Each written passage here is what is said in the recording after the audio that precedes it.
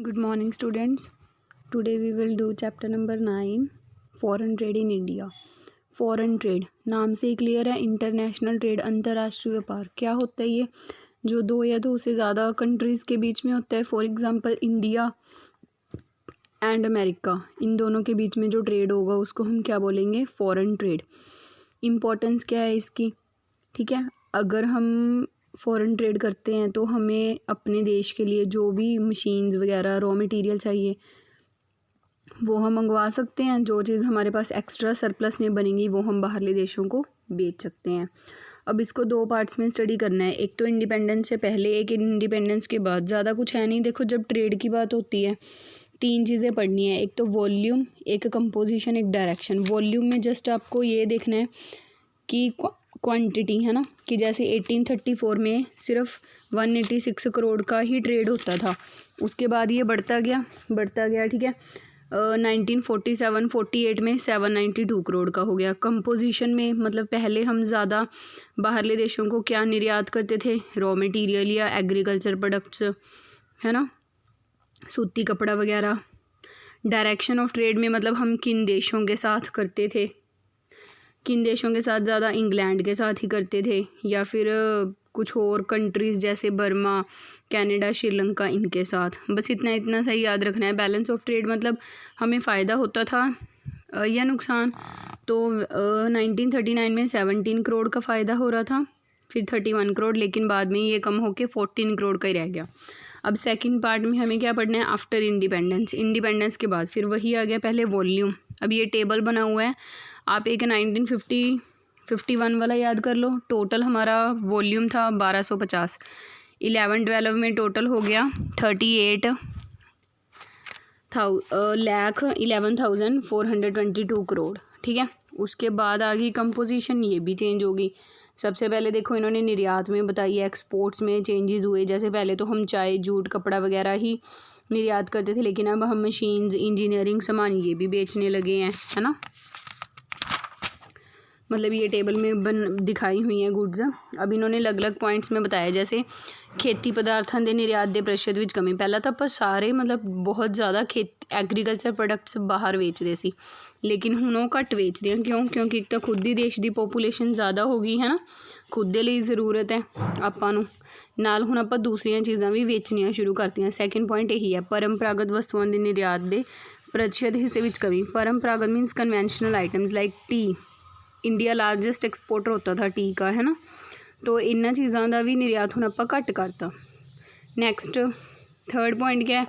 Increase in percentage share of export of manufacturing goods. अब हम manufactured goods देश में ही चीज़ें बना के उनको एक्सपोर्ट करना स्टार्ट कर दिया है। पहले तो सिर्फ बाहर से मंगवाते थे, अब बेचते भी हैं। बाकी जेम्स, रेडीमेड गारमेंट्स, इनको हम बेचना शुरू कर दिया, ठीक है। एग्रीकल्चर एक्सपोर्ट्स कर तो रहे हैं, लेकिन कंपोजिशन में चेंज आ गया। पेट्रोलियम प्रोडक्ट्स भी अब थोड़े बहुत बेचने लगे हैं। इंजीनियरिंग का जो सामान है, ठीक है, लेदर प्रोडक्ट्स हैं, वो हम सेल करने लगे हैं। सर्विसेज देने लगे हैं, लाइक इंश्योरेंस सर्विसेज, है ना, कंसल्टेंसी सर्विसेज, ये देने लगे हैं। फिर इन्होंने आयात का बना दिया अलग से कि अब हम मंगवा क्या रहे हैं। फर्स्ट पॉइंट क्या है? एग्रीकल्चर प्रोडक्ट्स हम कम मंगवा रहे हैं। क्यों? क्योंकि हम खुद ही सेल्फ सफिशिएंट हो गए, देश में ही बहुत ज़्यादा प्रोडक्शन हो जाती है। पेट्रोलियम बहुत ज़्यादा मंगवा रहे हैं। कैपिटल गुड्स लाइक मशीन्स बहुत ज़्यादा मंगवाते हैं। कच्चे माल ਅਤੇ मध्यवर्ती वस्तुओं के आयातों ਵਿੱਚ वाधा, मतलब रॉ मटीरियल वगैरह जो हमें चाहिए हम वो ज़्यादा मंगवा रहे हैं, ठीक है। केमिकल फर्टिलाइज़र्स, क्योंकि ये अब हम ज़्यादा यूज़ करने लगे हैं तो ये ज़्यादा मंगवा रहे हैं। नेक्स्ट फिर आ गया डायरेक्शन। डायरेक्शन में होती है कंट्रीज़ की। पहले किन कंट्रीज़ के साथ होता था एक्सपोर्ट इम्पोर्ट, अब किन के साथ है, ठीक है। तो पहले OECD, ओपेक, इनके साथ ज़्यादा होता था हमारा। देखो लिखा हुआ है ना, दिशा में परिवर्तन। जैसे OECD ये यूरोपियन यूनियन कंट्रीज़ हैं, मतलब जर्मनी, इटली वगैरह, ठीक है। ओपेक होते हैं पेट्रोलियम एक्सपोर्टिंग कंट्रीज़। पेट्रोल किन देशों से मिलता है? अरब, ईरान, इराक, ब्राज़ील, ठीक है। तो मतलब इन कंट्रीज़ के साथ बहुत ज़्यादा होता था। ईस्टर्न यूरोप हो गया, उसमें जो कंट्रीज़ हैं रशिया, बुल्गारिया वगैरह, डेवलपिंग कंट्रीज़ होगी, ठीक है। तो इन सब के साथ अभी जो मतलब चेंज हो रहा है, ठीक है, पहले उन सब के साथ ज़्यादा होता था, अभी कुछ और न्यू कंट्रीज़ हैं, इन्होंने देखो बहुत डिटेल में ज़्यादा बनाया हुआ है। जैसे निर्यात में पहले हम सबसे ज़्यादा निर्यात इंग्लैंड को करते थे या यूएसए को करते थे, यूरोपियन यूनियन को करते थे, लेकिन अब और नई नई कंट्रीज़ जैसे चीन, चाइना, नाइजीरिया, अर्जेंटीना, ठीक है, इनके साथ कर रहे हैं। स्पेशली यूएई और चाइना, इनके नाम लिख सकते हो। ऐसे ही इंपोर्ट की अगर बात करते हैं, पहले EU, European Union countries, OPEC countries, इनसे ही करते थे, लेकिन अब जापान वगैरह है ना, चाइना वगैरह, इनसे हम इंपोर्ट करने लगे हैं। शॉर्ट में बताना है, मतलब India's balance of trade, balance तो निकालना पड़ेगा एक्सपोर्ट इंपोर्ट के बाद। तो सरप्लस का रहा ये या डेफिसिट, पहले तो सरप्लस का ही था, लेकिन जब से हमारे इंपोर्ट्स ज़्यादा हो गए तो अब ये डेफिसिट हो गया। देखो टेबल में माइनस में ही है सारा, मतलब नेगेटिव में ही है। नेक्स्ट इम्पोर्टेंट है लास्ट, मेन फीचर्स क्या हैं कि मतलब जो देश की नेशनल इनकम है, जीएनपी है, उसमें इंटरनेशनल ट्रेड का काफ़ी कंट्रीब्यूशन है, 51.5 तक हो चुका है, ठीक है। वर्ल्ड ट्रेड में हमारा जो कंट्रीब्यूशन है वो कम हो रहा है, ये नोट करने वाला पॉइंट है, कम हो गया। ओशनिक ट्रेड मतलब सीज़ के थ्रू जो होता है, ठीक है, उसमें भी काफ़ी ज़्यादा कंट्रीब्यूशन है, 68%।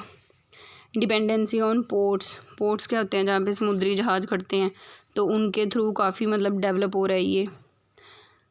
वॉल्यूम और वैल्यू दोनों ही बढ़ रहे हैं। कंपोजिशन में चेंज आ रहा है, चाहे एक्सपोर्ट कंपोजिशन है चाहे इंपोर्ट, मतलब पहले हम कच्चा माल बाहर भेजते थे, तैयार माल मंगवाते थे, अब तैयार माल भी बेचने लगे हैं, ठीक है। डायरेक्शन में चेंज आ गया, बहुत सारे नए नए देशों के साथ हमने ट्रेड करना स्टार्ट कर दिया। बैलेंस ऑफ ट्रेड चेंज हो रहा है, अब हम फेवरेबल बनाने की उसको कोशिश कर रहे हैं, ठीक है। गवर्नमेंट है जो, मतलब स्टेट गवर्नमेंट्स हैं, उनका भी कंट्रीब्यूशन बढ़ता जा रहा है, जो रिस्ट्रिक्शंस होती थी वो ख़त्म हो गई, ठीक है। इसके बाद ना चैप्टर में मेन इंपोर्टेंट एक्सपोर्ट्स गिवन है, आप ना उनके सिर्फ नेम देख लेना। जैसे अब हम मेनली मंगवाते क्या हैं बाहर से, मशीन्स, आयरन, स्टील, है ना, crude oil, equipments, chemical fertilisers, paper, edible oil, ये बस नाम याद करना, मैंने इंक्लूड नहीं किया, ऐसे ही बता रही हूँ आपको। स्टोन्स वगैरह, है ना।